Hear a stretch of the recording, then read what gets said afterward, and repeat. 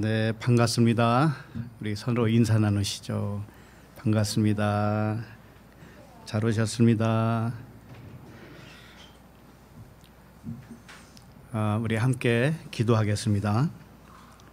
하나님 아버지, 은혜를 감사합니다. 우리들에게 아버지의 영광이 나타나게 하심을 감사합니다. 아버지께서 아들들에게 영광을 받으셨고 아들들이 아버지께 영광을 받았사오니 아버지와 아들이 하나인 것을 믿게 하시니 감사합니다. 날마다 아버지와 아들이 세상을 향해 외칠 때 세상이 어둠이 아니고 빛이었다는 진실을 선포하게 하여 주옵소서.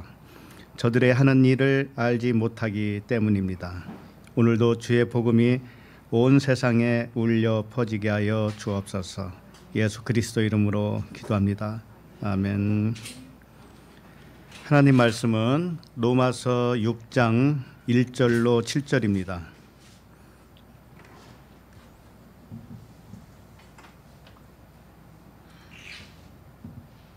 로마서 6장 1절로 7절.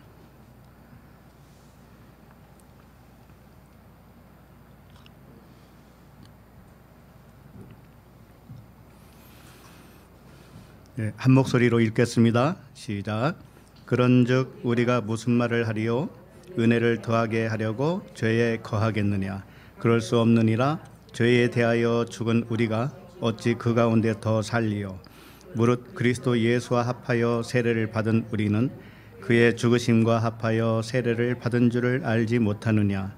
그러므로 우리가 그의 죽으심과 합하여 세례를 받음으로 그와 함께 장사되었나니 이는 아버지의 영광으로 말미암아 그리스도를 죽은 자 가운데서 살리심과 같이 우리로 또한 새 생명 가운데서 행하게 하려 함이라. 만일 우리가 그의 죽으심과 같은 모양으로 연합한 자가 되었으면 또한 그의 부활과 같은 모양으로 연합한 자도 되리라. 우리가 알거니와 우리의 옛사람이 예수와 함께 십자가에 못 박힌 것은 죄의 몸이 죽어 다시는 우리가 죄에게 종노릇하지 아니하려 함이니 이는 죽은 자가 죄에서 벗어나 의롭다 하심을 얻었음이라. 아멘. 로마서 23번째 말씀, 제목은 그리스도와 연합된 자입니다. 하나님의 아들들은 그리스도와 같은 모양으로 연합된 자라고 했습니다. 그런데 그리스도와 연합되었다라고 하는 의미를 잘 모르는 경우가 있어요. 그리스도와 연합된 것이 뭘까 도대체? 오늘 말씀을 통해서 우리들이 그리스도와 연합되었다고 하는 의미를 정확하게 아시기 바랍니다. 자, 1절을 다시 한번 읽고 출발하겠습니다. 시작. 그런즉 우리가 무슨 말을 하리요? 은혜를 더하게 하려고 죄에 거하겠느냐? 네. 자, 바울이 스스로 한 질문이죠. 네. 복음을 듣는 자들이 질문할 만한 그런 사항을 바울이 감지를 한 거죠. 그리고 스스로 대신 질문을 하는 거예요. 자, 이런 질문은 지금의 기독교인들도 사실은 동일한 질문이 될 수가 있어요. 그 의문을 갖고 있는 것이기도 하죠. 예를 들면은 은혜를 더 받으려면 죄에 거하여야 하겠네요. 이렇게. 오늘 질문이 그거죠. 첫 번째 말씀이 더 큰 죄를 지어야 더 큰 은혜를 받는 거 아닙니까? 이렇게. 어때요? 어떻게 생각하세요? 더 큰 죄를 져야 더 큰 은혜를 받는 거 아니에요? 하나님은 사랑이기 때문에 용서해 주셔요. 잘못했습니다 하면 용서해 주거든요. 그러니까는 어떻게 생각하는지요? 자, 이 질문을 하게 된 배경은 위에서 우리 지난 그 앞전에 살펴본 말씀 속에 있어요. 그 5장 20절을 보세요. 5장 20절. 읽어볼까요? 율법이 들어온 것은 범죄를 더하게 하려 함이라 그러나 죄가 더한 곳에 은혜가 더욱 넘쳤나니. 예. 죄가 더한 곳에 은혜가 넘쳤다. 그러니까 그러면 죄에 더 거하여야 되는 거 아니겠어요? 이런 질문을 했다라는 거예요. 그런데 율법이 들어온 이유는 범죄를 더하게 한다고 그랬는데, 그것은 범죄가 무엇인지를 더 확실하게 깨닫게 해주기 위해서 율법이 왔다라는 거잖아요. 그러니까 죄를 더하게 한다고 하는 의미는 죄가 뭔지를 정확하게 깨닫게 해줬다라는 거예요. 죄가 뭔지를 모르니까 사람들이. 그래서 죄가 무엇인지를 선명하게 더 깨닫게 한 것을 은혜가 더욱 넘쳤다, 이렇게 설명을 한 거예요, 사실은. 그런데 이걸 잘못 알아들으면 은혜를 더 받기 위해서는 죄악에 더 거해야 되는 거 아니겠어요? 이렇게 사람들이 생각을 한다 이거예요. 그러니까 이 말씀을 오해하면 엉뚱한 질문을 하는 것이죠. 은혜가 넘치게 하려면 죄 가운데 빠져야 있어야 되는 거 아닙니까? 이렇게. 자, 그런데 바울의 대답은 2절에서, 오늘 본문 2절에서 뭐라고 돼요? 뭐라고 해요? 그럴 수 없느니라, 이렇게 결론을 내립니다. 일단 결론을 내려요. 그럴 수 없느니라, 이렇게. 그러니까 그것이 아니라 은혜가 더하게 하려면 죄를 더 깨달아야 한다는 말씀을 한 것인데, 너희들은 죄악에 더 거해야 되는 것으로 생각을 했잖아. 그럴 수 없다라는 거잖아요. 그럴 수 없다. 자, 1절을 다시 봅니다. 1절.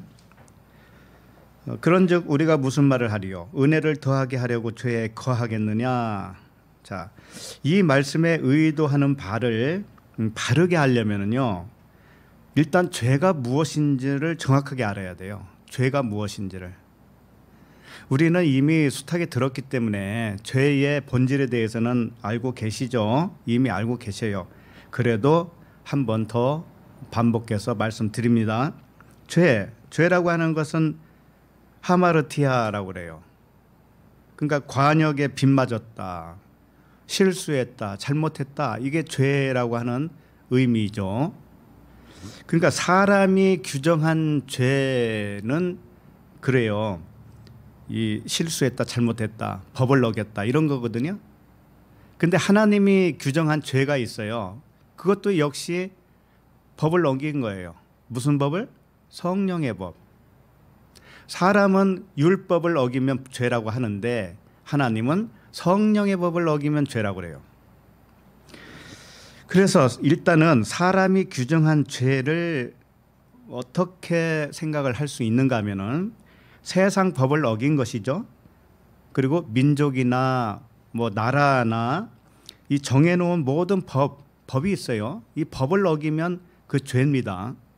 이게 세상 죄예요. 뭐 예를 들면 또 교통법규를 어겨도 죄잖아요. 죄의 값으로 범칙금을 내죠. 이와 같이 뭔가 법을 어기면 죄입니다.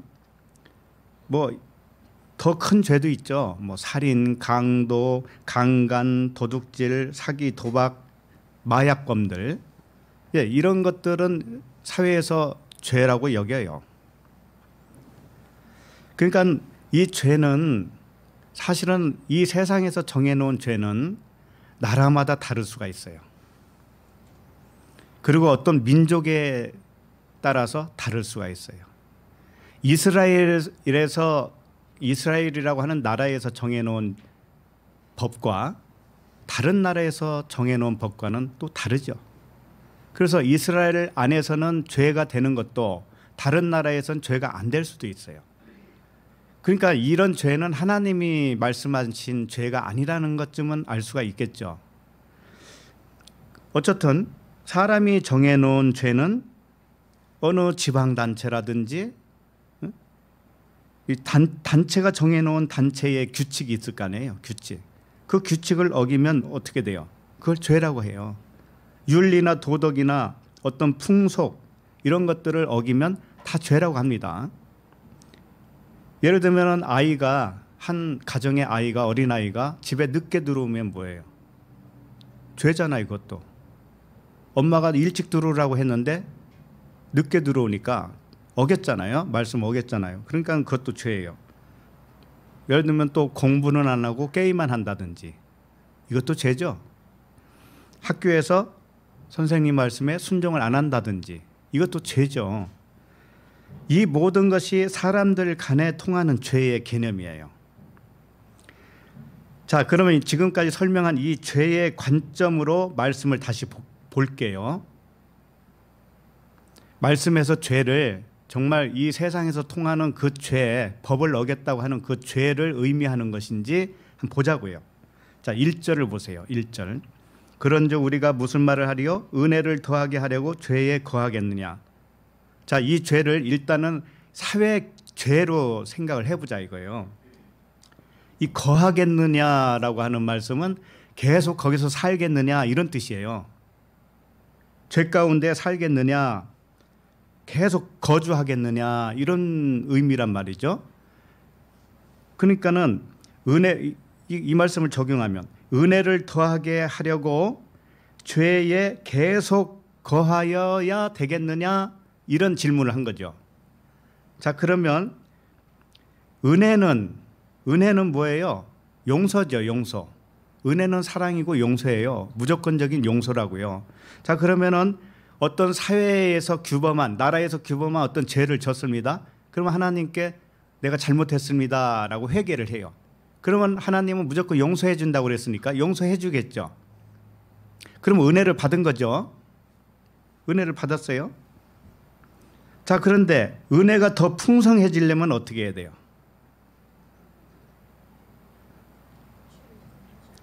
예를 들어서 살인죄를 졌습니다. 사람이 살인죄를 졌어요. 그리고 나서 하나님께 잘못했습니다. 용서해 주세요. 빌었어요. 그랬더니 하나님은 용서해 줬네요. 그럼 은혜를 받았죠. 엄청 큰 은혜를 받았잖아요. 그런데 쭉 살았어요. 이제 그렇게 살다가 보니까는 은혜가 떨어지는 거예요. 이제 살인죄를 용서받았던 그 은혜가 이제 희미해지는 거예요.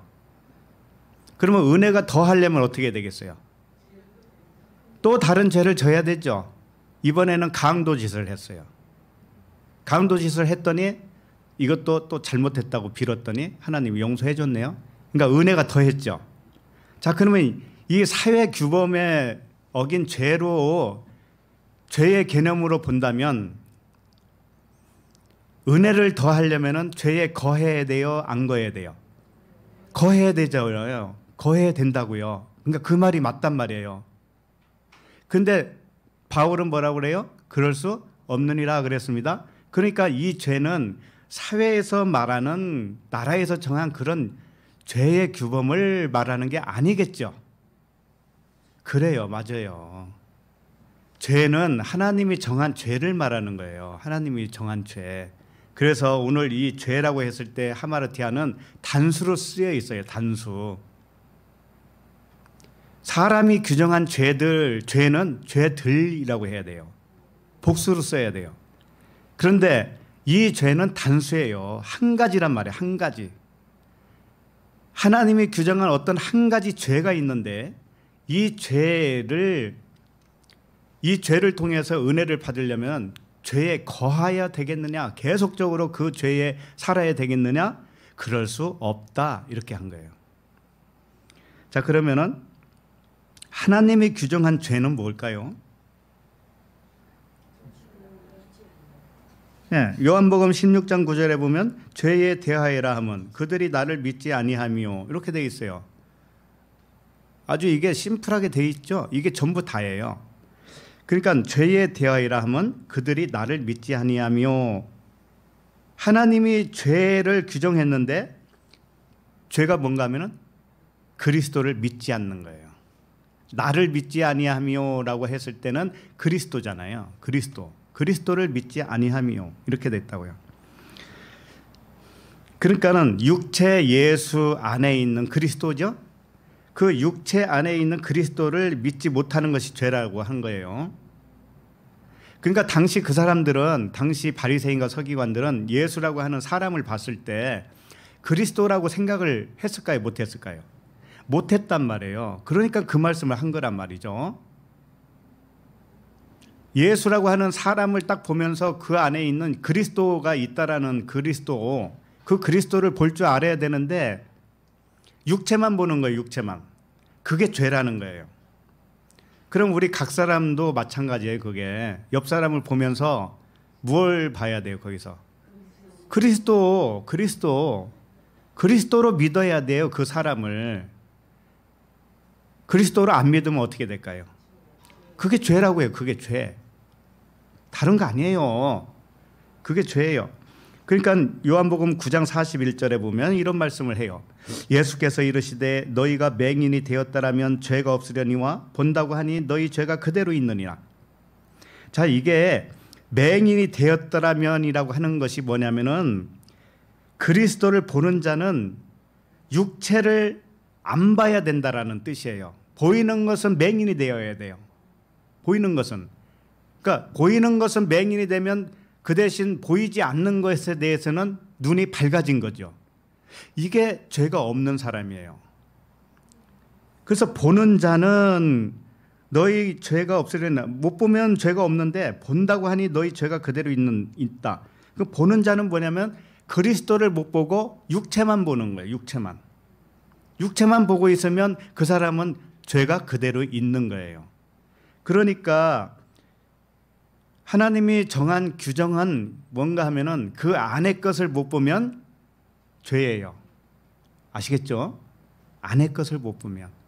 모든 만물 안에 능력과 신성을 봐야 되는 거예요. 이 만물을 볼 때, 나타난 만물을 볼 때 그 안에 있는 능력과 신성, 하나님의 성품을 봐야 된다, 이 말씀이에요. 그렇게 못 보면은 육체만 보고 있는 거예요. 그래서 보이는 만물을 육체라고 하는 거예요. 사람 육체만 육체가 아니고 보이는 모든 것을 육체라고 하는 거예요. 그러면 육체의 생각은 뭐예요? 그 보이는 것대로만 볼 줄 아는 그 마음이 육체의 생각이잖아요. 그죠? 그래서 만물에게서 그리스도를 봐야 죄가 없는 거예요. 만물 안에서 능력과 신성을 봐야 죄가 없는 거예요. 하나님은 항상 그 말씀을 하시는 거예요. 그래서 하나님이 결정해 놓은 이 죄는 은혜로 깨닫게 되는 순간에 그 죄가 해결되죠. 아, 그렇구나. 이렇게 깨닫는 순간에 그 죄는 해결돼요. 자, 그러면 모든 육체 또는 모든 만물을 그리스도의 현현으로 나타난 하나님의 나타난 그림으로, 나타난 형상으로 보면 표면은 안 보는 거죠. 그럼 표면에 대해서는 맹인이 된 겁니다. 맹인. 그리고 그 안에 능력과 신성을 보는 거예요. 이것은 육신의 눈으로 볼 수가 없어요. 마음의 눈으로 보는 거죠. 깨닫게 된 그 깨달음으로 보는 거예요. 이것을 아멘으로 믿어지면 죄는 그 사람에게는 죄는 이제는 없어져요. 죄는 없는 거예요, 이제는. 우리 도부 에클레시아 성도들은 죄가 하나도 없는 줄로 믿습니다. 그래서 1절을 다시 보세요. 1절 다시 보시면 그런즉 우리가 무슨 말을 하리요? 은혜를 더하게 하려고 죄에 거하겠느냐? 죄에 거하겠느냐? 이것은 이제 하나님이 규정한 그 죄로 보면 어떻게 되냐면은 죄에 다시 거한다고 하는 것은 뭘까요? 깨닫기 이전으로 돌아간다는 얘기죠. 네? 육체를 보면서 육체를 보는 게 아니고 그 안에 신성 그리스도를 본다라고 하는 이 깨달음이 왔으면, 누구든지 그 깨달음이 왔으면 깨닫기 이전으로 돌아가는 것이 죄에 거하는 거예요. 그게 가능해요, 안 해요? 가능할 수가 없어요. 그래서 그럴 수 없다고 한 거예요. 깨닫기 이전으로 어떻게 돌아가요, 사람이? 이젠 밝게 깨달았는데 어떻게? 모든 것을 그리스도로 보아야 한다고 깨달은 후에 깨닫기 이전으로 돌아갈 수 없다. 돌아갈 수 없다. 그래서 우리에게 은혜가 더하게 하려고 하는 것은 이전으로 돌아간다고 해서 은혜가 더할 수도 없는 것이고, 은혜가 더해지려면은 계속적으로 밖의 것에 대해서는 맹인이 되어야 돼요. 더 새카만 맹인이 되어야 돼요. 그리고 안의 것에 대해서는 더 밝아져야 되는 거예요. 이게 은혜가 더한 것이죠. 그러니까 이전으로 돌아가서 은혜를 더하게 하려고 시도를 하면 안 되겠죠. 그래서 오히려 죄가 없어진 상태에 거하여야 은혜가 넘치는 거예요. 그렇죠? 죄에 거하겠느냐? 아니다. 그 깨달음에 더 거해야 된다. 깨달음에 거하면은 은혜가 넘치는 거야. 은혜가 넘치면 더 깨닫게 되는 것이지. 이렇게.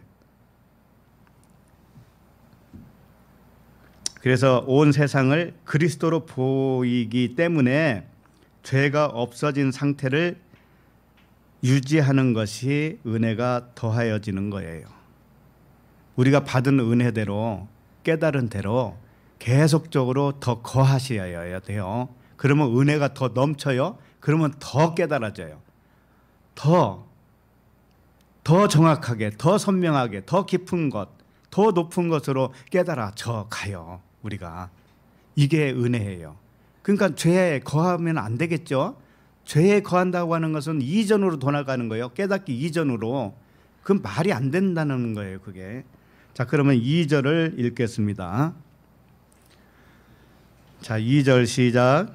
그럴 수 없느니라. 죄에 대하여 죽은 우리가 어찌 그 가운데 더 살리요. 이렇게 돼 있죠. 자, 그럴 수 없다라고 분명히 잘라서 말씀을 하고요. 왜냐하면 죄에 대하여 죽었다. 우리가 죽었는데 어찌 그 가운데 더 살겠느냐. 여기는 죽음으로 이제 표현을 하죠. 그러니까 은혜를 받아서 깨닫기를 온 세상과 육체를 그리스도로 보는 우리에게는 다시 죄에 거할 수 없다라는 말씀이고, 그 죄에 대하여 죽은 우리가 어찌 그 가운데 더 살리요 라고 하는 것은 죄에 대하여 이미 우리는 죽어버렸다.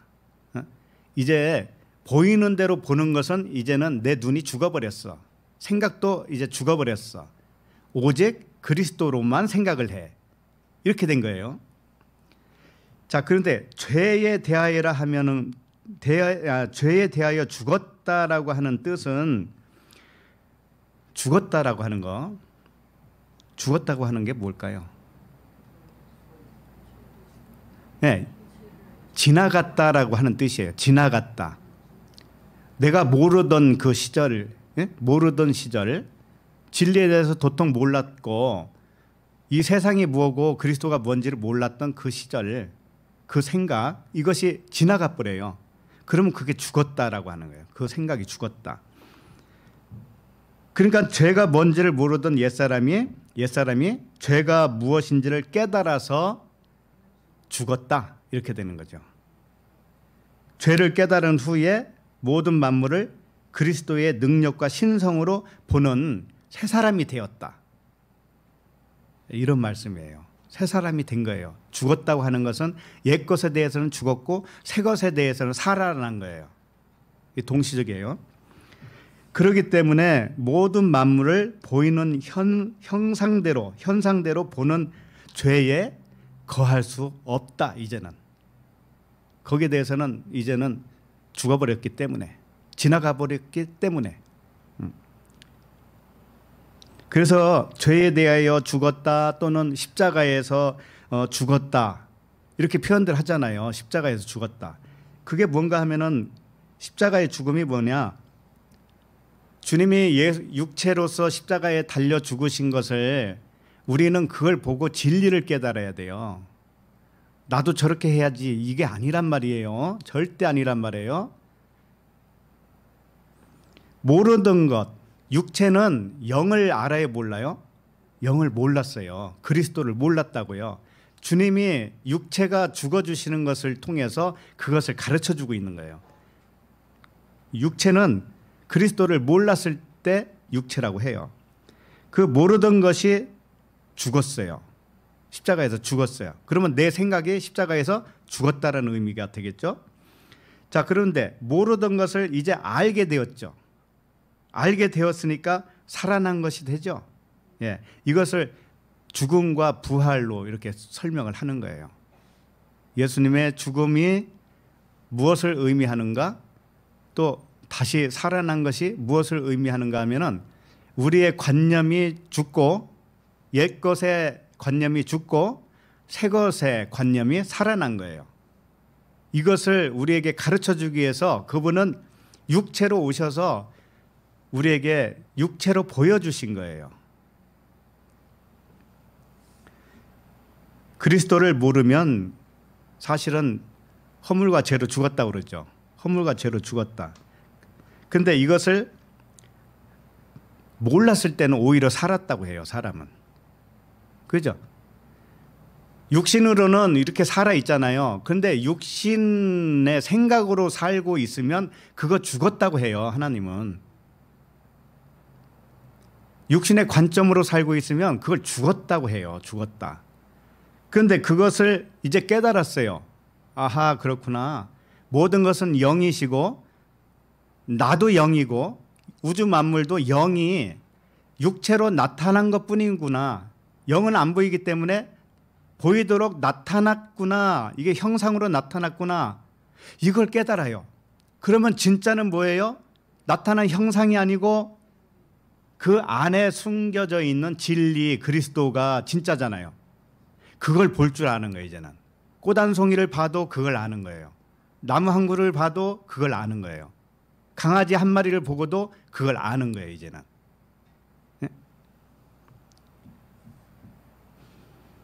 그래서 죽음이라고 하는 것은 오해된 거, 내가 잘못 알고 있었던 거, 오해된 그 옛 생각, 육신의 생각, 이것이 지나가잖아요. 이제 새 것으로 바뀌어서 지나가면 그걸 죽었다라고 하는 거예요. 죽음이다. 이제 죽음이 완성됐다.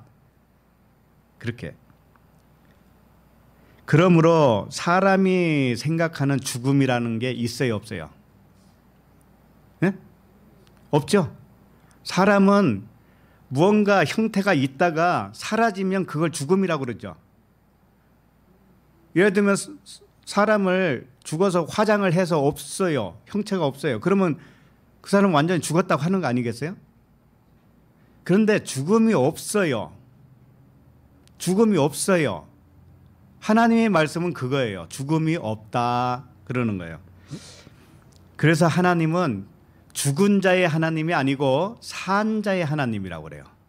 하나님은 우주 만물을 만든 이 물질 세계도 하나님이 하셨죠? 분명히 하나님이 하셨는데 이게 죽은 걸까요? 살아있는 걸까요? 물질로 보면, 물질로만 봤을 때 영적 의미로는 나타난 것이 죽은 것이기는 하지만 물질로 봤을 때 죽음은 없어요. 이게 무슨 얘기냐면은 이 우주의 어떤 그 물체의 작은 입자, 이걸 원자라고도 하고, 더 쪼갤 수 없는 원자, 작은 밀입자, 이걸 원자라고 해요. 자, 이것을 더 이상 쪼갤 수가 없어요. 물질을 아무리 없애려고 해도 없어지지가 않는다니까요. 물질은 없어지지가 않아요. 그런데 다만 형태만 바뀌어요. 형태만. 예를 들면은 산에서 바위 덩어리를 하나 갖다가 부쉈다고 칩시다. 부셔서 가루를 냈어요. 가루를. 그러면 바위 덩어리는 형체가 달라졌죠. 가루가 됐죠. 그런데 그 안에 그 바위 덩어리로 있을 때 원소나 원자나 가루를 내서 보는 그 원자나 다르지 않다라는 거예요.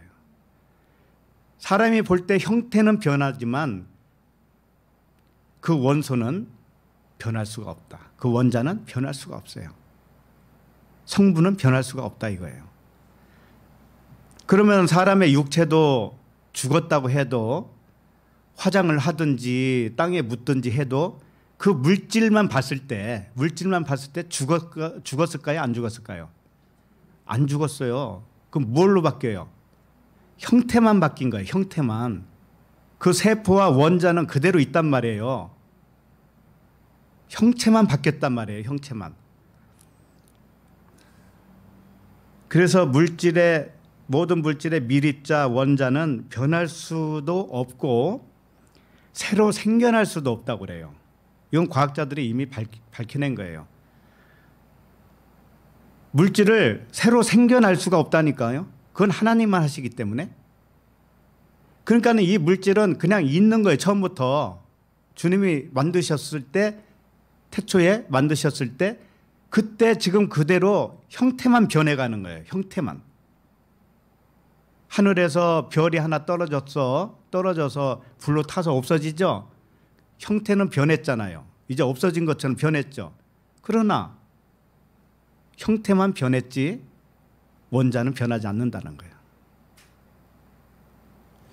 그렇기 때문에 이걸 뭘 가르쳐 주는가 하면은, 그렇다고 해서 우리 육체가 뭐 또 다 산다 이런 의미는 아니잖아요. 형체가 바뀌었으니까. 영을 이야기하기 위해서 예로 들은 거예요. 물질도 이와 같이 변하지 않는 것처럼, 형체만 변하는 것처럼 영도, 우리의 실체가 영이죠. 영도 죽을 수가 없다라는 거예요. 영에는 죽음이 없다라는 것이고, 뭐만 달라지는가 하면은 의식만 달라진다라는 거예요. 의식. 알았죠? 그러니까 우리가 죽었고 살았다라고 할 때 의식이 변화가 일어난 것을 말하는 거예요. 죽음이라는 건 없어요. 십자가의 죽음 이렇게 표현은 하지만 우리가 죽음은 없단 말이에요. 옛사람의 의식이 새 사람의 의식으로 변했다라는 거예요. 물이 포도주로 변한 것처럼 이것을 죽음과 부활 이렇게 표현을 하는 거예요. 그러니까 우리는 영원한 존재입니다. 어쨌든 영원한 존재예요. 응? 우리가 육을 벗고 영으로 있어도 영 자체는 변하지 않고 의식만 변해요. 좀 더 진화된 의식으로는 변할 수는 있겠죠. 그죠?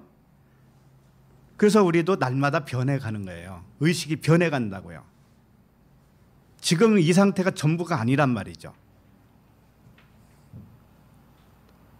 그래서 다만 이 진리를 알고 믿는 자는 산 자예요. 그런데 이 진리를 몰라요. 도통 몰라. 모르고 믿지 못하는 자는 죽은 자예요. 그렇게 규정할 뿐이에요. 의미상으로는 죽었다 이거예요. 모르면 죽었다 이거죠. 그래서 죽음은 지금까지 설명한 것처럼 변화를 의미한 거예요. 변화. 옛것이 지나가고 새 것으로 변화되는 거. 이것을 죽고 다시 부활했다 이거죠. 이렇게. 그래서 성경이 이런 말씀을 하죠. 너 어디 있느냐 이런 질문하죠. 너 어디 있느냐. 어느 장소를 물어보는 것 같잖아요. 그곳. 네가 있는 곳. 네가 지금 서 있는 곳이 뭐냐 이렇게 물어봐요. 그랬을 때 장소는 내가 있는 곳은 딱 두 군데밖에 없어요. 둘 중에 하나밖에 없어요. 그게 무엇인가 하면은 밖에 있느냐 안에 있느냐 이거. 밖에 있느냐 안에 있느냐. 자, 밖에 있다라는 건 뭐냐면은 이 드러난 세계에 눈이 팔려 있다라는 거죠. 온통 생각이 보이는 이 세상에만 의식이 거기에 집중돼 있다라는 거예요. 이게 밖에 있는 거예요. 세상 근심 걱정 뭐 이런 거 있잖아요. 응? 자, 그런데 안에 있다라는 거예요. 또 밖에 있는가 하면 안이 있어요. 그 안에 누가 있는가 하면은 하나님이 계셔요. 아버지가 계셔요. 그리고 그리스도가 거하고 있어요.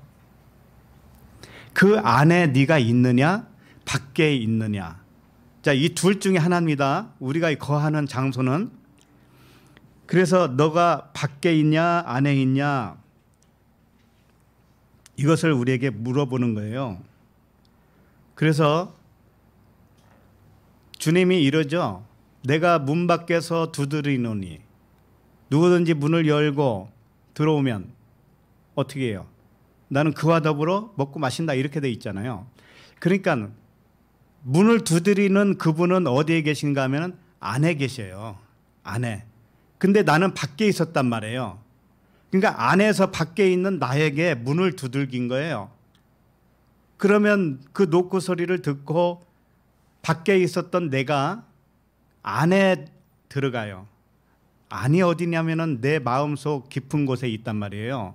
그 안에 들어가요. 그러면은 그와 더불어 먹고 마시겠다. 이렇게.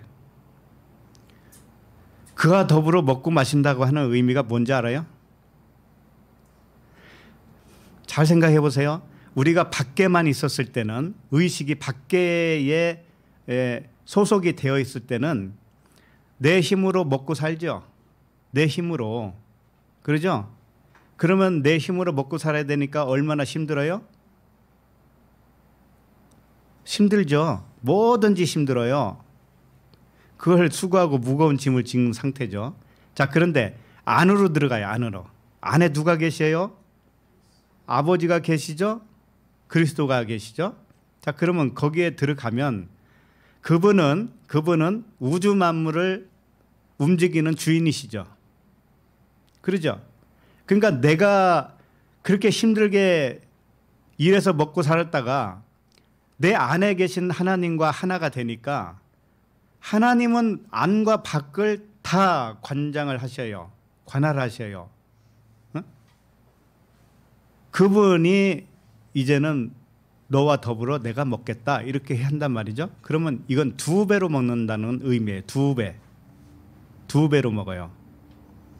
처음에는 내가 밖에 것만 내가 수고해서 먹고 살았어요. 그런데 안에 계신 그분과 연합되면 어떻게 돼요? 밖에 것도 그분이 주고 안에 것도 그분이 줘요. 2배로 줘요. 힘들지 않게 주셔요. 오해는 하지 마세요. 그렇다고 일 안 하고 그냥 살아도 됐냐 뭐 그런 얘기 아니란 말이에요. 마음의 힘을 주신단 말이죠. 마음의 힘을. 그래서 이 진리를 아는 사람과 모르는 사람만 있을 뿐이에요.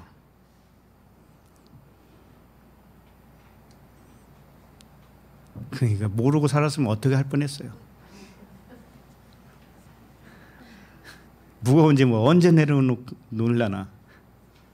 자, 그러면 3절을 보도록 하겠습니다. 3절 시작.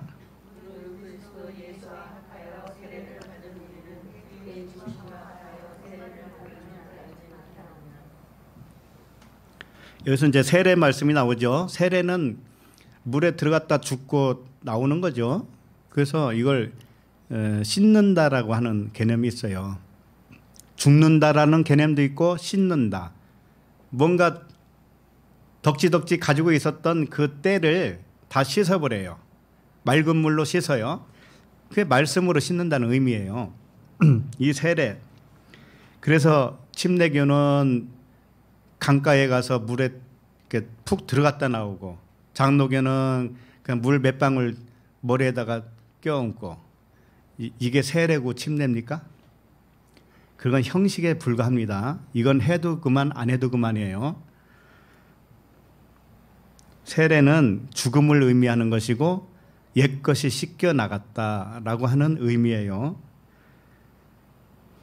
그래서 무릇 그리스도 예수와 합하여 세례를 받은 우리는 그의 죽으심과 합하여 세례를 받은 줄을 알지 못하느냐. 예. 자, 근데 여기서 질문을 할게요. 3절 말씀에 그리스도 예수와 합하여 세례를 받았다고 그랬죠. 자, 그러면은 언제 예수님과 합하여 세례를 받았어요? 응? 2000년 전에 오신 그리스도 예수와 합하여 언제 세례를 받았냐고요. 그거야 꼭 뭐 그분을 만나서 세례를 받아야 하나요? 그냥 의미가 그렇다는 거죠. 그 얼버무리죠. 근데 여기 있잖아요. 문자대로 해야 되는 거 아니에요? 그리스도 예수와 합하여 언제 세례를 받았냐고요. 본 적이나 있습니까? 그 당시 사진이나 찍어놨나요? 아니면 바울에게 나타난 그리스도 예수가 있었죠? 빛으로 나타났잖아요. 그렇게라도 만난 적이 있어요? 환상이라도, 예수님의 환상이라도 나타나서 나하고 함께 죽는 거, 함께 세례받는 모습이라도 보여준 적이 있었냐고요? 분명히 없었죠. 없었는데 성경 말씀은 그리스도 예수와 합하여 세례를 받았다라는 거예요. 그리고 죽기까지 했다라는 거죠. 이걸 어떻게 믿을 거예요? 어째서 한 번도 만나본 적이 없는 그리스도 예수와 합하여 죽었다고 하는 걸까요? 이제 중요한 문제를 한 가지 말씀드립니다. 그리스도가 뭘까요? 그리스도. 그리스도가 뭔지 분명히 알아야 돼요.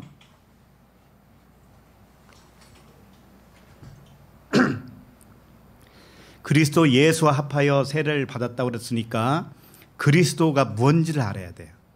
예수는 2000년 전에 오신 그 육체 예수고 그거 모르는 사람 없죠? 근데 그리스도라고 했을 때 그리스도는 뭐예요 도대체가? 그리스도는 의미가 하나님께 기름 부음을 받았다라고 하는 의미예요. 하나님께 기름 부음을 받은 자, 이게 그리스도예요. 자, 그러면 기름 부음이 뭘까요? 기름 부음. 기름 부음은 구약 때는 뭐 올리브 오일인지 식용유인지는 모르지만 왕을 세울 때 머리에다가 붓죠. 선지자 제사장을 세울 때도 기름을 부어요. 자, 그러면 이 기름 붓는다는 게 뭘까요? 무엇을 상징하고 있을까요? 성령이죠, 성령. 자, 그러면 예수님이 세례를 받고 올라오실 때 성령이 비둘기같이 임했다고 그렇게 되어 있죠. 그게 기름 부음이에요. 기름 부음. 자, 그러면 이 기름 부음은 성령이 임했다라는 의미가 되죠? 그죠? 그것을 그리스도라고 하는 거예요. 근데 기름 부음, 그 영이 어디에 임하는 거죠? 육체에 임하잖아요. 육체. 그렇죠? 사람 육체에 임하죠. 사람 육체에 하나님의 영이 들어오셨어요. 그것이 뭔가 하면 그리스도라고 그래요. 자, 그러니까 그리스도는 사람에게 들어오지 않으면 그리스도가 존재해요, 안 해요? 그것은 그리스도라고 할 필요가 없어요. 그냥 하나님이라고 하면 돼요. 근데 하나님이 육체를 입는 순간, 예? 나라고 하는 육체로 하나님이 오시는 순간 그것을 그리스도라고 그래요. 그리스도. 그러면 우리 안에 누가 있다라는 거죠? 그리스도. 그러면 언제 오는가 또 이런 질문을 하죠. 예수님이 마리아에게서 잉태할 때 무엇으로 잉태됐다고 그랬죠? 성령. 그때 이미 성령이 임했네요. 그럼 우리도 마찬가지인 거예요. 우리가 이 땅에 엄마 뱃속에서 잉태되는 순간에 하나님의 영이 내 육체로 오신 거예요. 그러니까 우리가 처음에 이 세상에 태어날 때부터 내 안에는 누가 있었다? 하나님의 영이 있었단 말이에요. 하나님의 영, 그걸 그리스도라고 그래요. 왜? 육체에 와야 그리스도라고 하는 거예요. 네? 알았죠? 그리스도는 떠돌아다니는 게 아니에요. 내 육체에 왔을 때 그 상태를 아들 그리스도, 주는 그리스도시요 하나님의 아들이라고 그랬잖아요. 하나님의 아들. 살아계신 하나님의 아들. 그러죠? 우리가 아들이라고 했잖아요. 우리가 아들이면 내 안에 누가 있다라는 거죠? 그리스도라고 할 필요 없고 육체와 더불어 그냥 그리스도라고 그러는 거예요. 육체를 빼고는 그리스도라고 할 수가 없다니까요. 그러니까 나라고 하는 육체와 내 안에 하나님의 영이 있잖아요. 영. 그 영, 이 두 가지를 합쳐서 뭐라고 그래요? 그리스도라고 그러는 거예요. 기름 부음을 받은 자. 그래서 그리스도인이라고 그러죠. 그리스도의 사람. 맞아요. 그러니까 그리스도 예수라고 표현했잖아요. 지금 계속 그리스도 예수. 그러니까는 그리스도라고 하는 예수 이런 뜻이란 말이에요. 자, 그러면 그리스도인 하면은 뭐예요? 그리스도라고 하는 사람이잖아요. 그러면 여러분 이름이 다 있잖아요. 내 이름이 성규입니다. 그리스도라고 하는 성규예요. 그리스도 성규예요. 여러분도 그렇게 한번 불러보세요. 그리스도 햇빛. 그리스도 누구예요? 이름이 자꾸 생각이 안 나. 승계. 그리스도 승계. 그리스도 세라. 그리스도 승남. 그리스도 우리 장로님. 그리스도 정원. 그래요. 이게 그리스도예요. 하나님의 영이 육체로 오잖아요. 그걸 그리스도라고 그래요. 그러면 우리가 다 그리스도라니까요. 우리가 그것을 받아들이느냐 못 받아들이느냐의 차이만 있을 뿐이에요. 그것을 믿느냐 믿지 않느냐의 차이만 있을 뿐이에요. 자, 그러면 오늘 말씀에 보면 한 가지 더 봐요. 누가복음 24장 39절 보면 읽어드려요.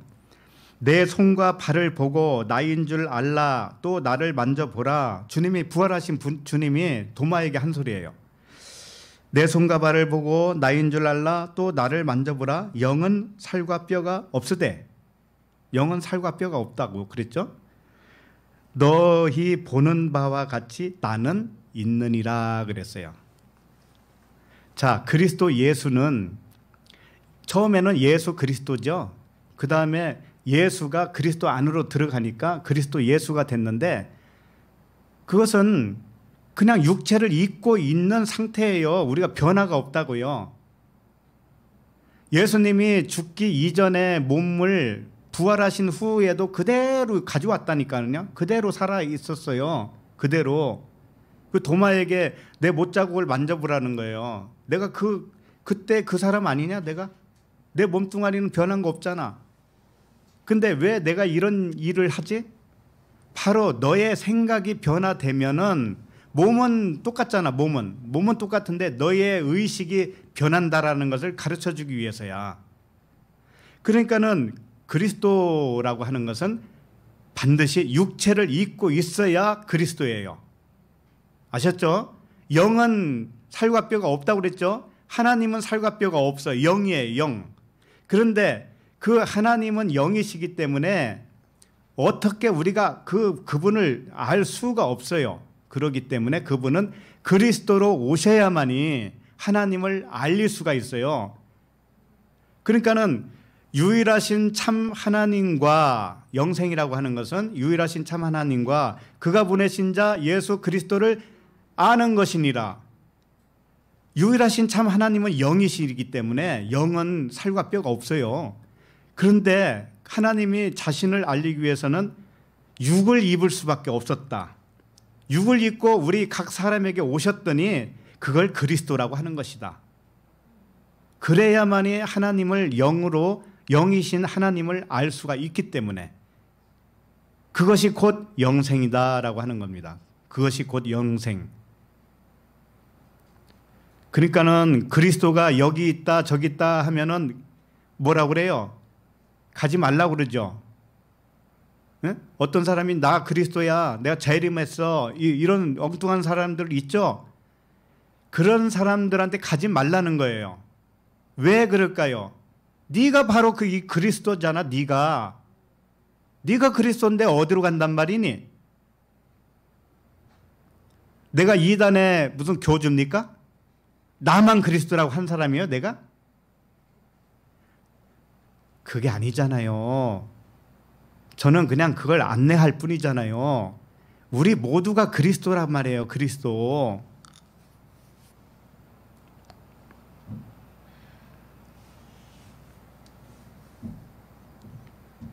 권사님 아시죠? 그리스도가 뭔지. 네. 그리스도 권사님.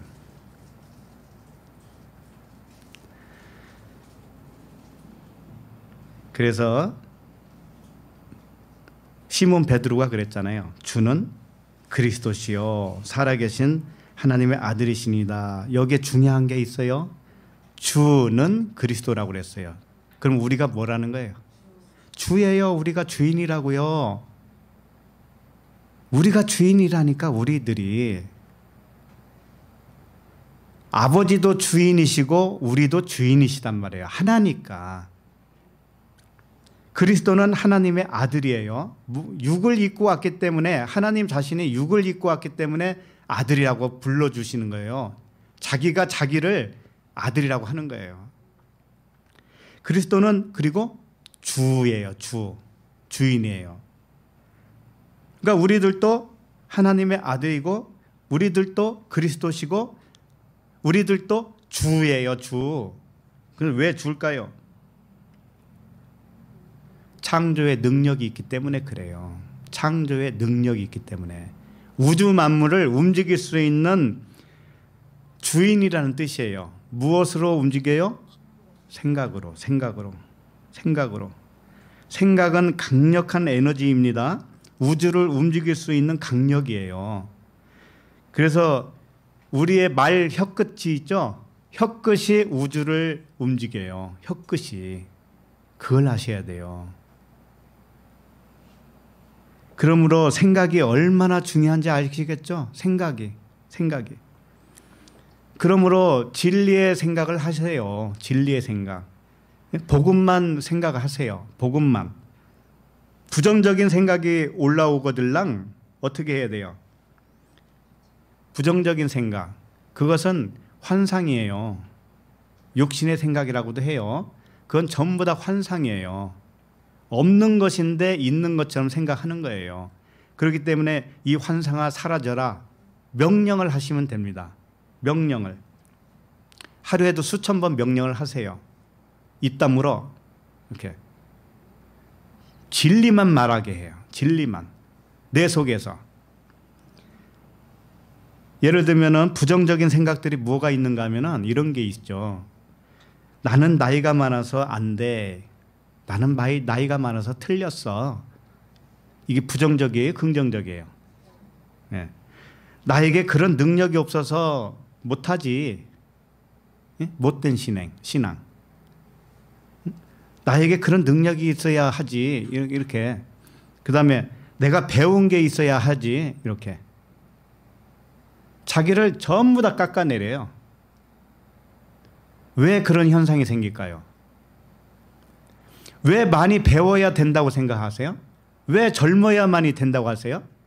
우리가 누군데? 주잖아요. 주. 그리스도 아닙니까? 돈이 있어야 그런 무엇을 하지. 이런 생각. 전부 다 못해요. 그러면 진짜 못해요. 생각이 창조하니까. 그래서 비밀을 알기를 원합니다. 뭐냐면은 창조는 무엇으로 한다고 했죠? 나이로 한다고 그랬어요. 경륜으로 한다고 그랬어요. 학력으로 한다고 그랬어요. 뭘로 한다고 그랬죠? 생각하는데 돈 들어요? 생각하는데 몸이 건강해야 되는 거예요? 일단 생각으로 하라니까요. 그래서 이 생각은 외적인 조건이 필요가 없습니다. 외적인 조건이 필요 없어요. 근데 사람은 외적인 밖의 의식이 있으면 외적인 것에 거기에 묶여요. 묶여서 못해, 안 돼. 이걸로 된다고요. 그런데 이 내면 깊숙한 곳에 계신 그분이 계신 곳, 내 진짜 참 자아가 있는 그곳은 부정이라고 하는 것은 없어요. 부정적인 것은 절대 없어요. 안 되는 게 없어요. 거기에 접속을 하세요. 거기에 플러그를 꽂으세요. 거기에. 그래서 내면의 의식으로부터 나온 생각은 반드시 만들어져서 내 앞에 도달하게 되어 있어요. 모습을 드러낸다고요. 창조물이 되어서. 이것은 어떤 환경이든지 상관없고요. 어떤 사람 관계든지 상관없어요. 건강 문제도 상관이 없어요. 아버지가 행하심으로 너희가 주 그리스도라는 것을 이제 증명을 해요. 그분이 증명을 하는 거예요. 그러니까 우리는 옛 생각이 죽어야 돼요. 그걸 세례 받았다고 그러는 거예요. 그리스도와 하나, 내가 그리스도라고 하는 주, 아버지의 아들이라고 하는 그 생각을 못했을 그런 시절이 있었죠. 감히 그런 생각을 할 수가 없었죠. 그것이 이제는 세례로 받아서 죽었죠. 이제 그걸 예수와 함께 죽었다고 하는 거예요. 내가 예수니까, 내가 예수 그리스도니까, 내가 그리스도 예수니까 우리 각자가, 그러니까는 이전 것은 지나갔으니 보라 새 것이 되었도다 이렇게 되겠죠. 이전 생각, 그런 것들은 감히 생각지도 못했던 그 생각, 이게 이제 지나가 버렸죠. 그래서 그걸 세례를 받았다고 하는 겁니다. 그래서 그리스도라고 하는 것은 하나님이, 영이신 하나님이 육체를 입고 오면 그리스도 아들, 그리스도 주가 되는 거예요. 우리를 과소평가하지 마세요. 과소평가하지 마세요. 나이하고는 관계없어요. 왜? 그리스도는 영원하기 때문에. 나이하고는 관계없어요. 영원이야, 영원.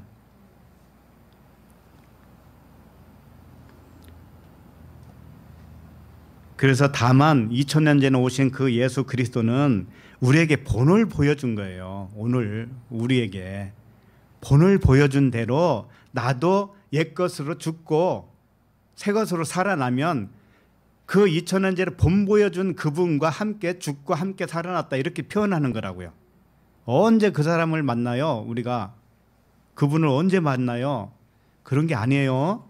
내 안에 나를 만나는 것이 그리스도를 만나는 거예요.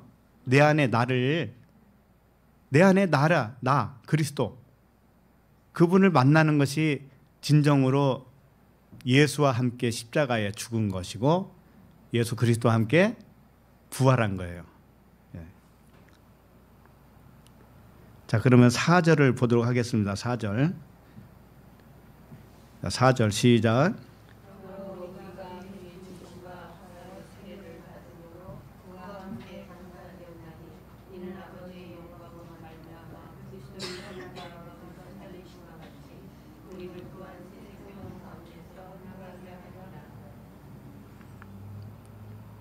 네, 그러므로 우리가 그의 죽으심과 합하여 세례를 받음으로 그와 함께 장사되었나니. 여기까지. 이 죽음이라고 하는 것은 옛것이 이렇게 지나가면 그걸 죽음이라고 했습니다. 우리 자신들이 그리스도로 왔다는 사실을 모르던 것이 이제 그 사실을 깨닫게 되죠. 그러면 내가 모르던 것이 지나간 거죠. 그걸 죽음이라고 해요. 의식의 변화. 의식이 변화예요. 그래서 육신의 생각이 죽어서 지나간 것이다. 이 세상 관점으로 생각했던 육체의 생각, 몸 밖의 의식, 몸 밖의 의식이 이제 죽었다, 지나갔다. 이걸 세례라고 한 거죠. 그 다음에 이는 아버지의 영광으로 말미암아 그리스도를 죽은 자 가운데서 살리심과 같이 우리로 또한 새 생명 가운데서 행하게 하려 함이라. 자, 죽음은 살아남과 동시에 일어난다고 그랬죠. 옛것이 지나가는 순간 새 것으로 다시 살아나는 거예요. 그러니까 육신의 관점이 죽고 그리스도의 관점으로 살아나죠. 이게 죽음과 부활입니다. 그리스도의 영의 생각으로 살아가게 되는 것이에요. 그 후로는 그리스도의 영의 생각. 우리가 그리스도라니까요. 그럼 그리스도의 생각으로 살아가게 되어 있죠. 그죠? 처음부터 그렇게 밝아지지는 않을 수도 있어요. 바울도 3년간 아라비아 사막에 가서 공부하고 왔듯이 점점 우리는 이제 안 시점에서부터 더 밝아져 가요. 그렇기 때문에 한 번에 다 되는 건 아니지만 이제 관점이 변하면 이제는 더 자라남만 있고 더 깨어남만 있게 되어 있어요. 우리는 뒤로 물러가는 게 없어요. 그래서 그리스도의 생각으로 살아가게 되어 있어요. 육신의 관점으로 살아가는 게 아니에요. 육신의 관점으로 살아갔을 때는 그 육신의 관점이 시야를 가렸어요. 우리를 시야를 가려서 영의 관점을 보질 못했던 거예요. 눈이 흐려가지고. 그런데 그리스도의 눈과 귀가 열려서 이제는 밝게 보게 되어요. 이런 말씀을 그대로 받아들이게 되어 있어요. 왜 나의 속사람이 그리스도죠? 나의 속사람이 이걸 알아차리는 거예요. 육의 관점으로는 말씀을 알아들을 수가 없어요. 받아들일 수도 없어요. 이와 같이 우리는 주입니다. 주 그리스도 아들이에요. 아들로 살아가게 하는 것은 아버지의 영광이다라고 하는 말씀이에요. 아버지의 영광이에요. 그 자체가. 영광은 나타남이죠. 아버지는 영이신데 육체로 나타난 우리들이 그리스도란 말이에요. 그리스도. 그래서 하나님의 영광이 우리가 하나님의 영광을 받은 거예요. 그래서 이렇게 육체를 입고 있는 이것 자체가 하나님의 영광이란 말이에요. 이게. 그러니까는 예수 그리스도를 보면서 독생자의 영광이요 은혜와 진리가 충만하더라 그랬죠. 우리가 그런 사람이란 말이에요. 독생자의 영광이 우리가 몸을 입고 있어. 이게. 그리고 이 안에는 은혜와 진리가 충만해요. 우리가. 이 보통 존재들입니까? 우리들이? 보통 존재가 아니에요. 우리. 자, 이제 가면은 더 이제 알게 될 거예요. 5절을 읽어보도록 하겠습니다. 5절 시작. 만일 우리가 그의 죽으심과 같은 모양으로 연합한 자가 되었으면 또한 그의 부활과 같은 모양으로 연합한 자도 되리라. 예. 그리스도와 연합한 자가 되었다는 뜻을 사람들은 오해를 해요. 이렇게 하죠. 겸손하게 말을 한다고 해서 나는 아무것도 아니야. 응? 우리 인간이 뭐겠어. 아무것도 아니고 티끌이고 흙이지. 그러니까 그리스도라고 하는 분이 따로 있어서 그분과 이렇게 하나가 됐다라고 하는 거예요. 그래서 그분 덕분에 내가 묻어서 사는 거예요. 이렇게 생각을 하기가 쉬워요.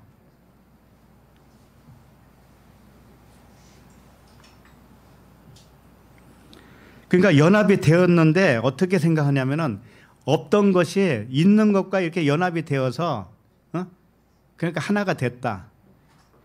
이런 정도 생각을 해요. 그래서 연합이 되었어도 어디까지나 나와 그리스도가 따로 있는 거예요. 생각은 따로 해요. 연합됐다고 하면서도 자기 생각 따로 그리스도 생각 따로 이렇게 있다라고 생각을 해요. 그러면 그리스도와 연합한 나는 도대체 뭐예요? 그러면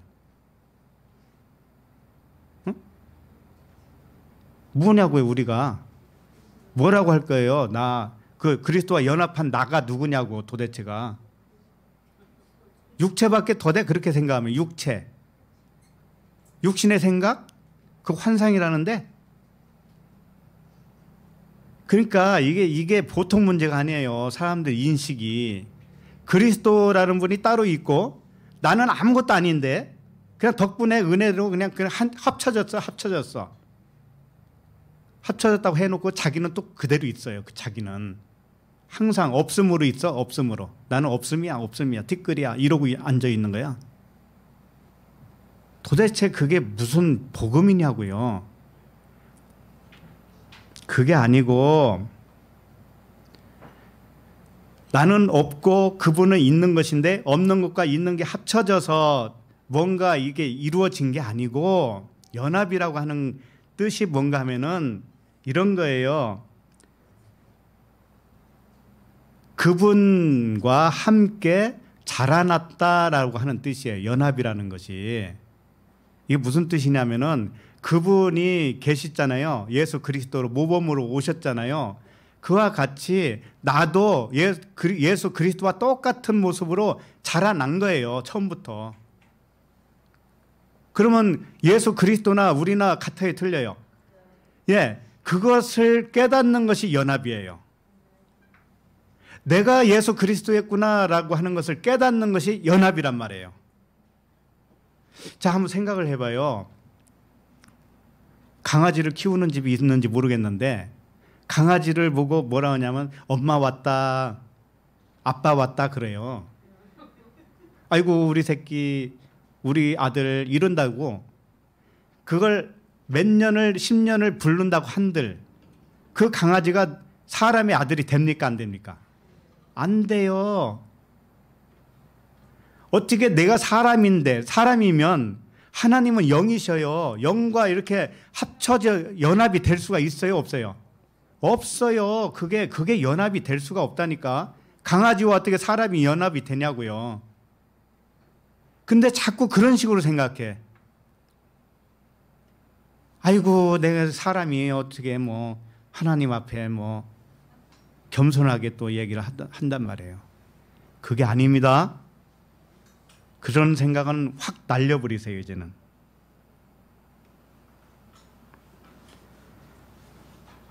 그러니까는 5절 다시 보시면 만일 우리가 그의 죽으심과 같은 모양으로 연합한 자가 되었으면 또한 그의 부활과 같은 모양으로 연합한 자도 되리라 라고 하는 것은 본을 보여준 예수 그리스도의 죽음과 부활이 있죠. 그와 똑같은 모습으로 내가 그렇게 됐다라는 거예요. 응? 내가 그렇게 됐다. 그걸 연합이라고 한 거예요. 똑같은 의미를 내 안에서 내가 그렇게 됐다라는 거예요. 그래서 연합이라고 하는 것이 함께 자라다 그런 뜻이죠. 그러니까 없는 것과 있는 것이 이렇게 합쳐진 게 아니에요. 함께 자란 거예요. 함께 있었던 거예요. 함께 존재했던 거예요. 예수 그리스도만 따로 있는 게 아니고 아담에서부터 시작을 해서 아담도 그리스도요, 노아도 그리스도요, 아브라함도 그리스도라는 거예요. 응? 다윗도 그리스도, 예수도 그리스도, 베드로도 그리스도, 유다도 그리스도, 바울도, 바나바도, 토부 에클레시아 가족들도 모든 아들들이 그리스도라는 뜻이에요. 다만 그걸 깨달아 믿는 자와 믿지 못하는 자만 있을 뿐이다. 하나님의 영은 안 보이셔요? 하나님의 영이 성령이라고 그래요. 그 영이 나의 육체와 하나가 되는 것이 내가 그리스도예요. 자신이 그리스도로 믿게 된 이 아들들이야말로 구원받은 자예요. 구원이라는 것은 바로 그걸 말하는 거예요. 자, 그러면 6절을 읽겠습니다. 6절 시작. 우리가 알거니와 우리의 옛사람이 예수와 함께 십자가에 못 박힌 것은 죄의 몸이 죽어 다시는 우리가 죄에게 종노릇하지 아니하려 함이니. 예. 계속 뭐 설명했으니까 예수 그리스도는 샘플과 같이 진리를 증거해 준 거예요. 그분이 이 세상에 오신 것은 진리에 대하여 증거하려 함이라라고 말씀하셨죠. 예, 그분은 진리가 무엇인지를 증거하러 오신 분이에요. 그래서 그 말씀을 듣는 우리도 그분과 합하여 죽고 부활한 거예요. 그러니까 우리가 알거니와 우리의 옛사람이 예수와 함께 십자가에 못 박힌 것은, 그러니까 문자 그대로 그 역사적으로 오신 예수와 함께 십자가에 못 박혔다는 뜻이 아니죠. 그게 아니고 예수께서 십자가에 못 박힌 의미와 똑같이, 예수님이 십자가에 못 박힌 의미와 똑같이 우리의 옛사람이 십자가에 못 박혔다는 의미예요. 자, 우리가 십자가에 못 박혔다고 하는 것은 진리의 못으로, 진리의 기둥에 언약의 기둥에 못이 박혀버렸어요. 그러면 육체가 이게 움직일 수 있어요, 없어요? 없죠. 움직일 수 없는 육체라는 뜻은 육신의 생각이 이제는 허망하다는 것이고 그게 죽었다라는 뜻이죠. 육신의 관점, 육신의 기준, 율법, 이것이 죽었다는 뜻이에요. 율법이, 세상 법이, 세상 관점과 그 철학이 다 죽었다는 뜻이에요. 꼼짝달싹 못하는 거예요 이제. 그리고 그리스도는 영이시기 때문에 못이 박혀서 꼼짝달싹 할 수가 있는 존재가 아니죠. 예, 영은 자유로운 거예요. 그래서 진리 안에서 너희가 자유케 되리라 그런 거예요. 그래서 죄의 몸이라고 하는 것은 뭐냐면은 육신의 기준과 관점으로 생각하는 몸이에요. 이게 죄의 몸이에요.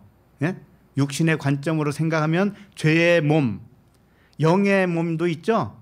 그건 내가 그리스도로 알고 진리로 살아가는 사람은 영의 몸이에요. 이 몸이라고 하는 것은 항상 중립이란 말이죠. 응? 내 생각이 어떤 생각이냐에 따라서. 그래서 모든 현상만을 보고 놀래는 죄의 몸이에요. 죄의 몸은. 우리가 세상 살면서 놀랄 일이 있어요, 없어요? 많죠. 항상 아이고 그러잖아요. 그 마음에서 온 그 몸이 마음에서 육신의 생각으로 오면 몸이 망가져요. 네? 영의 생각으로 하면 몸이 안 망가지죠. 물론 많이 사용하고 무리하게 뭐 노동하고 그러면은 육이라고 하는 건 망가지죠. 근데 그런 의미로 얘기하는 건 아니고 자연적인 상태에서 내 마음이 나를 찌를 수가 있고 내 마음이 나를 덮어서 사랑할 수가 있는 거예요. 그러니까 항상 자기 마음을 사랑하세요. 그러면 건강해지죠. 그러니까 베드로가 바다 위를 걷다가 파도가 오니까는 어떻게 해요? 놀래서 빠져 들어가잖아요. 근데 그 파도가 와도 그것을 하나님의 신성으로만 봤다면, 하나님의 숨결로만 보았다면 실족되지 않았을 거예요. 모든 것을 하나님의 사랑으로만 보았다면 넘어지지 않았을 거예요. 이게 어떻게 보는가에 따라서 우리는 넘어질 수도 있고 그냥 서 있을 수도 있고 그런 거예요. 예화를 하나 말씀드립니다. 뭐 정확한지는 모르지만 제가 그냥 영상을 하나 보다가 중국인 것 같아요. 중국의 그 깊은 산 있죠. 큰 산들. 근데 이쪽 산과 이쪽 산에 다리를 이었더라고요. 그럼 밑에는 천리만길이죠. 낭떠러지죠. 다리를 놨어요. 다리를 관광객들을 위해서. 근데 그 다리를 유리로 만들었어요. 유리를. 바닥을 유리로 했어요. 유리로. 그러니 그 유리를 통해서 밑을 쳐다보면 어떻게 되겠어요? 아주 현기증 나고 그냥 걸어갈 수가 없을 거예요. 그러니까 보는데 젊은 사람들은 그래도 낫더라고요. 이 담력이 있어서 그런지 그나마 이 난간을 잡고 가요. 난간 안 잡을 수가 없어요. 아무리 담력이 있어도. 난간을 잡고 잘 걸어가요. 그런데 이 노인들이 이제 문제야. 노인들이 걸어가지를 못하고 주저앉아가지고 엉엉 울고 있어요. 엉금엉금 기어가는데 밑을 쳐다보면 더 무섭죠. 그러니까 쳐다봤다가 위 쳐다봤다가 울다가 뒤로 갈 수도 없고 앞으로 갈 수도 없고 그냥 주저앉아서 울더라고. 왜 그런 현상이 날까요? 어떤 사람은 그냥 걸어가는데 어떤 사람은 왜 못 걸어가고 주저앉아서 울까요? 보는 거에 따라서 다르잖아요. 그 유리는 완벽하게 안전하게 제작된 거란 말이죠. 유리 다리는. 그러면 안전하다라고 하는 그 믿음이 강했다면 아무리 밑을 쳐다봐도 아슬아슬한 그 절벽이라 할지라도 담력이 생겼을 거예요. 그런데 밑에만 쳐다보는 거예요.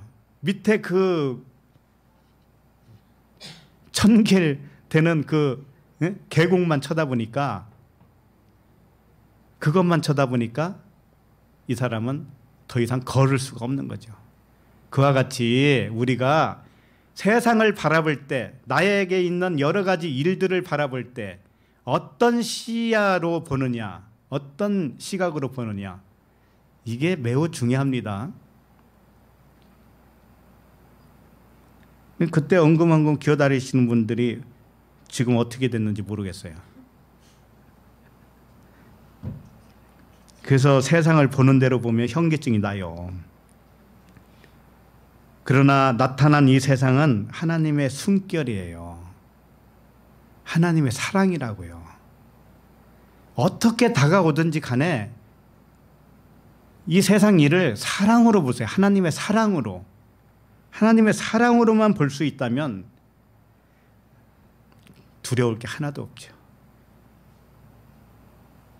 근데 사람의 기준으로 보면 하나님의 사랑을요, 못 느낍니다. 사람의 기준으로 보면. 코로나가 이렇게 하는데 어떻게 사랑으로 보지? 왜? 사람의 기준으로 보니까. 근데 하나님의 기준으로 보면 뭐예요? 하나님이 보낸 건데 뭐. 하나님의 사랑인데, 하나님이 뭔가를 하시기 위해서 하는 것인데 이렇게 동의를 하게 되지 않겠어요?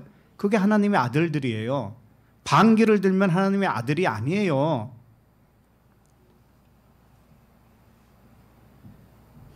그래서 우리는 아들이에요. 그리스도 주예요. 그렇게 그리스도로 사는 자에게는 보이는 세상은 그냥 환상이라는 것을 알아요. 환상이라는 걸 알아요. 진짜는 뭐예요? 하나님의 사랑이에요. 사랑. 사랑만이 진짜예요. 그러면 이 세상을 사랑으로 봐야 진짜 보는 거죠. 그렇게 되면 현기증이 안 나요. 주저앉을 필요가 없어요. 그리고 아무것도 하나님에게서 분리되어 있지 않다라고 믿어야 돼요. 이 물질조차도 죽음이 없다고 아까 설명드렸죠. 그와 같이 우리는 죽음이 없어요. 죽음이 없다고요. 왜? 하나님과 분리되지 않기 때문에. 내가 하나님의 영으로 육체를 입고 온 그리스도라고 그랬잖아요. 우리 각자가. 그런데 어떻게 분리되어 있을 수가 있겠습니까? 하나님에게는 실패도 없어요. 여러분, 실패가 없다고요. 하나님에게는. 그러면 우리가 주 아들 그리스도라면서요. 그럼 우리에게 실패가 있겠어요? 실패가 없어요. 실패는 없다고요. 심판이 있을까요? 심판도 없어요. 심판도 없다고요. 죄도 없어요. 보복도 없어요. 사랑만 있어요. 그래서 모든 것을 아버지의 사랑으로만 볼 줄 안다면 너무너무 성숙한 아들 그리스도죠. 다 그렇게 되시길 바랍니다. 자, 7절을 읽겠습니다. 7절.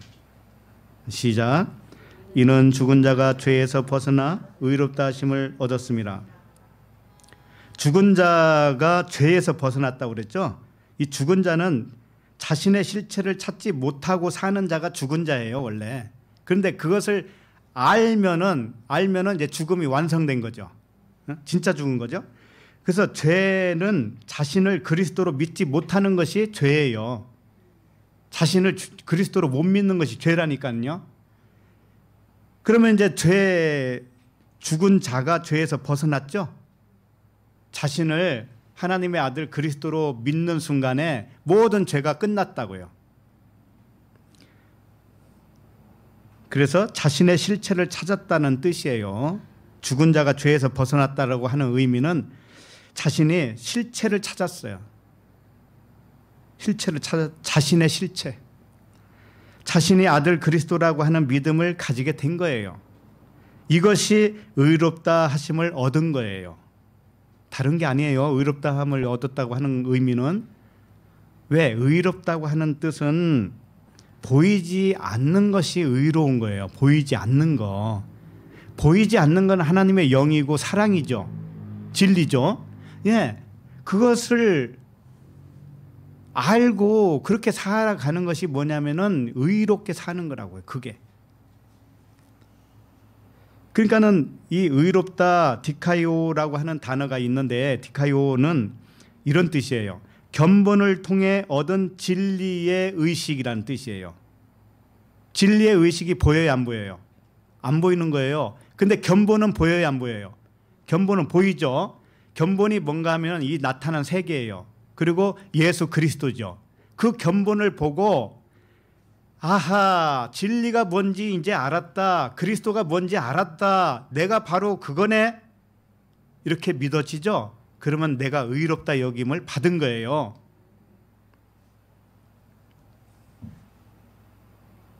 히브리서 13장 7절을 좀 잠깐 찾아봅시다. 히브리서 13장 7절.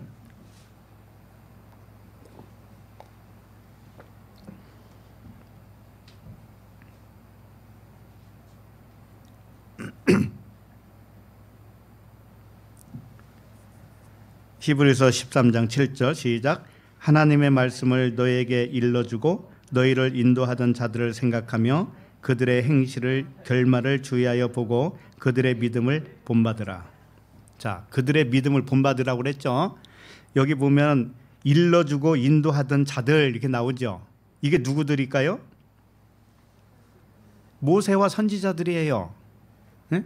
성경에 나오는 선지자들, 모세, 아담에서부터 시작해서 그 모든 사람이 우리에게 일러줬어요. 일러주고 인도했어요. 그러니까 모세의 글, 창세기, 출애굽기, 레위기, 민수기, 신명기, 여기에 나오는 믿음의 인물들이 다 우리들에게 일러주고 인도했던 자들이죠. 모든 선지자들, 또 예수 그리스도, 사도들, 모든 성각자들, 목자와 교사들, 이런 자들이 우리들을 인도했던 자들이죠.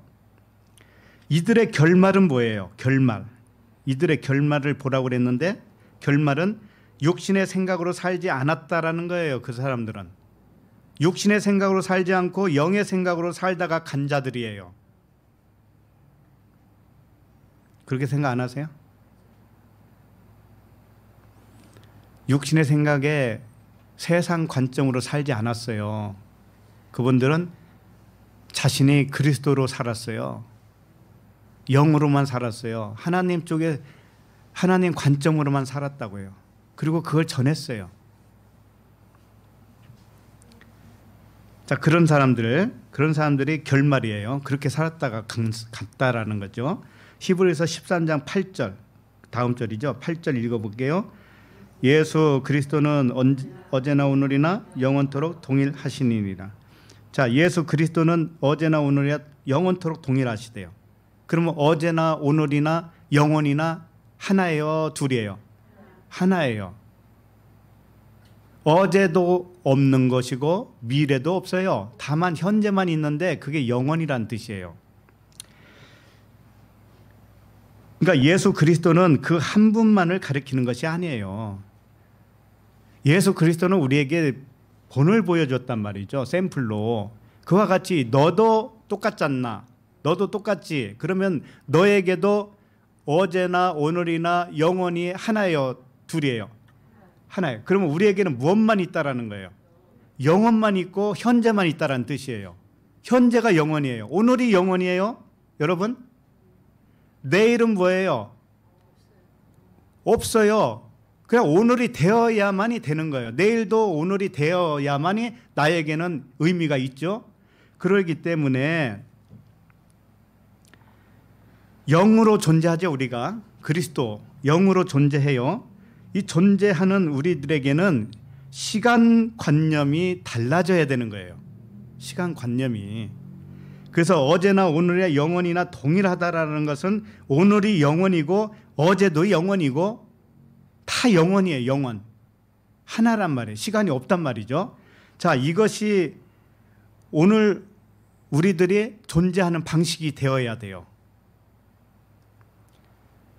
오늘만 존재한다고 하는 의식, 이것이 왜 중요할까요? 우리에게. 에? 아니, 지나간 과거 좀 생각하면 안 되나? 뭐 아직 안 왔지만 내일도 좀 이렇게 염려해도 되지 않나? 한번 생각을 해보세요.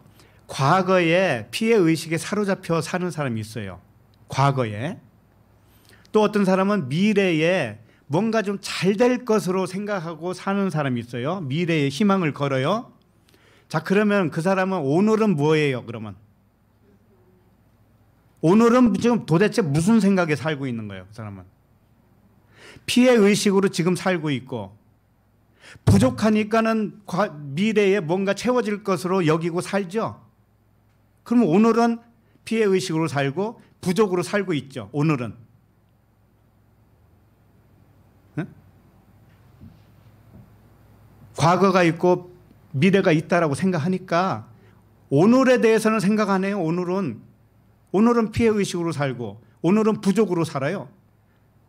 이 바보같이 사는 사람이 어딨냐고, 세상에. 이게 바보 아니에요? 그러니까 무슨 말씀을 하고자 하는 거냐면은, 우리가 의롭게 되었다고 그랬잖아요. 오늘 로마서 마지막 절에 우리가 의롭게 된 거예요. 의롭게 됐다라는 것은 영혼의 시간으로 산다라는 뜻이잖아요. 안 보이는 것을 사는 거니까.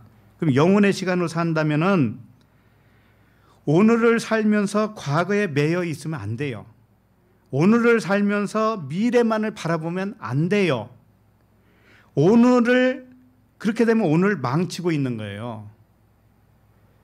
그러므로 오늘의 삶이 완전한 영혼의 삶이라는 것을 잊지 말아야 돼요. 왜 완전하단 말인가? 오늘이 왜 완전하단 말인가? 오늘이 영혼이기 때문에. 오늘만 있기 때문에. 그리고 영혼에는 누가 계셔요? 하나님, 또 나 그리스도, 예수 그리스도. 자, 그런데 뭐가 중요한 게 있나요? 거기에? 뭐가 더 필요한 게 있나요? 하나님은 완전하셔요. 그러면 오늘도 내가 완전으로 살면 안 되나요? 하나님은 사랑이셔요. 하나님의 사랑의 눈길로 오늘을 살면 안 되겠어요? 오늘을.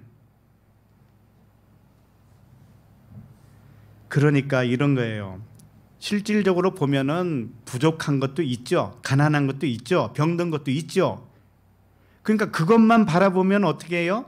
오늘을 잘 살았다고 볼 수 없겠죠. 그런데 그것을 시야를 바꿔보세요. 내가 병들었어요. 오늘 우울증도 있어요. 가난해요. 그렇다 할지라도 그걸 사랑으로 보세요. 사랑으로. 하나님의 사랑이란 말이에요. 하나님의 사랑을 우리는 잘 몰라요. 하나님의 사랑 개념은 사람이 생각하는 개념과 완전히 다르단 말이에요. 우울증도 준다고요, 하나님의 사랑은. 왜 그럴까요? 생각을 해보세요. 우울증 걸리면은요, 이 세상이 좋아요, 안 좋아요? 그 사람에게는 안 좋아요. 이 세상이 안 좋기 때문에 우울증이 걸렸어요. 그러면 얼마나 큰 찬스입니까? 무슨 찬스? 안으로 들어갈 수 있는 찬스잖아요. 내 안으로 들어갈 수 있는 찬스. 세상이 너무 좋으면 안으로 들어갈 수 있는 찬스가 있어요, 없어요? 없잖아요. 그래서 하나님의 사랑인 거예요. 병을 줘도 하나님의 사랑이란 말이에요. 그런 눈으로 왜 못 보냔 말이에요. 나에게 오늘 좀 부족한 게 있어요? 그 부족을 하나님의 사랑으로 보면 안 되나요? 왜 그 부족을 갖다가 채워줘야만이 하나님의 사랑인가요? 그렇다고 해서 내가 죽었나요? 굶어서 죽었어요? 안 그러잖아요. 그러니까 내가 지금 결핍이 있다라고 생각하잖아요. 그러면 내일도 올 때 결핍으로 와요. 왜? 오늘밖에 없기 때문에 새로 오는 오늘도 오늘이잖아요. 그러니까 내가 오늘 결핍이 있었다라고 생각하잖아요. 그러면 내일도 오늘이니까 결핍으로 올 수밖에 없잖아요. 그러죠? 내가 병들었어요. 그걸 하나님의 사랑으로 못 보면 내일도 병 그대로 있어요. 왜? 오늘 결정을 했기 때문에. 오늘 내가 지금 생각하는 것이 내일도 그대로 돼요. 왜? 우리가 주이기 때문에, 우리가 주, 창조하는 주이기 때문에. 그러므로 오늘을 사랑으로 느껴보세요. 모든 것을 아버지의 사랑으로만 느껴보세요. 우리 오늘의 모든 것을 풍성함으로 느껴보세요. 풍성함으로. 오늘을 완전함으로 느껴보세요. 완전함.